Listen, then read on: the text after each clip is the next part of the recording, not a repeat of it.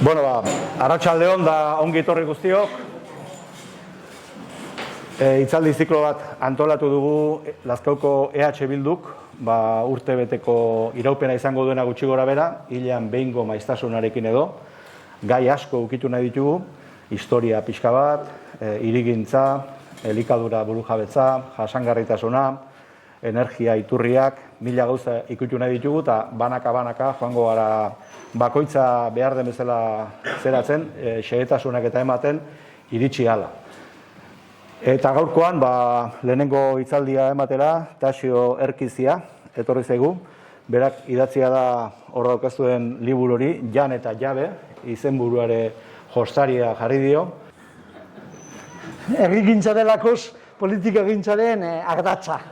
Eta ez, ondo dago, postuak eta udaletxean, eta baina herrigintza da azken finean udaletxera goaz, herrigintza hori sustatzera. Personen bizi modua hobetzera, aldatzera gizarte hau. Eta, holako proiektuak bete-betean, hausten dira horretan, bai. Eta,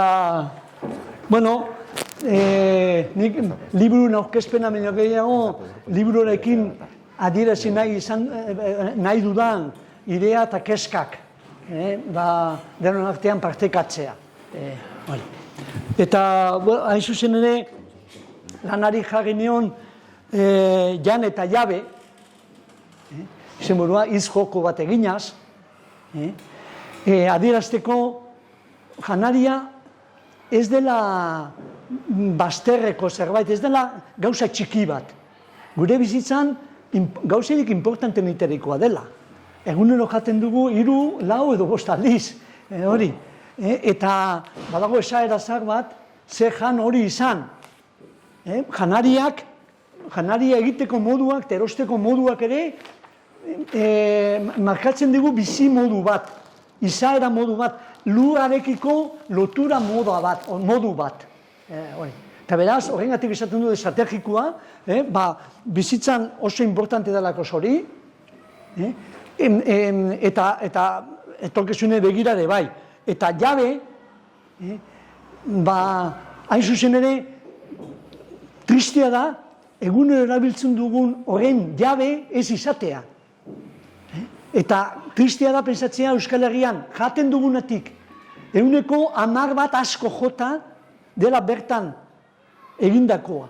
Eta beste guztiak kanpotik datozela. Eta Siberuan deskubritu nun lurrarekiko maitasuna. Deskubritu nun jende batzuk zenbaten nego maite zuten eta bizitzan nola baldintzatzen zuten beraien lurrarekiko maitasunaz. Artzaiarek esan zidan, begira, Siberuan nahi bali moduzu Euskal Herria sentitu araztea, hemen produzitzen dugun gazta, saldu behar dugu Gipuzkoan edo Bizkaian edo Araban edo Nafarroan. Ez da nahiko lotzen gaitu euskerak, lotzen gaitu kantagintzak eta beste hainbat espresio kulturalak. Baina ogibideak ez bagaitu lotzen, gureak egindu. Beraz, liburu hori ez da teorian oinarriteko zerbait, baizik esperientziatik abiaturik pixka bat teorizatzen saiatu naizen. Eta lehen reflexioa da konturatzea, buelta bat ematea, zer pasatzen ari zaigun janariarekin. Zer neukolakuz gure eredu propio bat, bertatik bertara geneukan, basagitik denda txikira da denda txikitik etxetara. Eta modu normalean hori. Eta orain, begiratzen duzu, nun daude denda txiki horiek? Desagertu dira, eraustu dituzte guztia. Baina, eta baserriak, orain 60 urte zenbat jendek lantzen zuen Lazkao inguruan baserria, eta orain zenbat gelditu dira.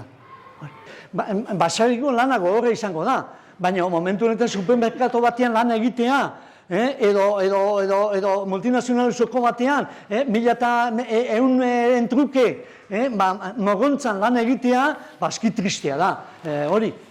Beraz, orduan, basagetik etxera, bestetik zerbitzu erosoak, konsumo talde horiek denda bat balima dute, ordutegi mugatu izango da, baina posible da, hor erostea, eta da, beste denda bat bezala, etzaio jendeari eskatzen izugarrizko esfuerzo bat. Baizik, nukleo bat antolatzen da, eta sortzen dugu zirkuito propio bat Euskal Herrian, eta Euskal Herriko produktuak eskaintzen ditugu, eta aldi berean komunitatea sortzen dugu. Komunitateak duen indar guztiarekin hain zuzen ere. Orduan, Greenpeace ekologismoan taldeak, aski serioak, duela gutxi egin du azterketa oso sakon bat. Hartu ditu, ez dakit zenbat, sagar mota ezberdinak, eta egin du azterketa bat ekologikoak ez diren sagarrekin, sagar konbentzionalekin. Eta da dituzte ondorio eskandalagarri batzuk. Bataz beste, deskubritu dute 4-5 elementu dituztela sagar horiek kaltegarria direnak.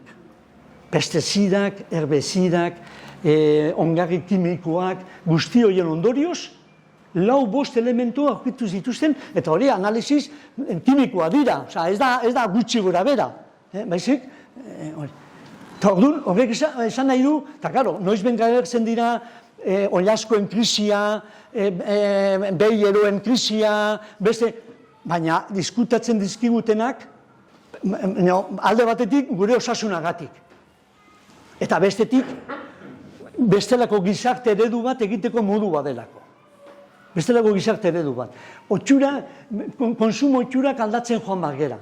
Multinazionalak eraman gaituzte dinamika ero batera, eta berpensatu behar dugu.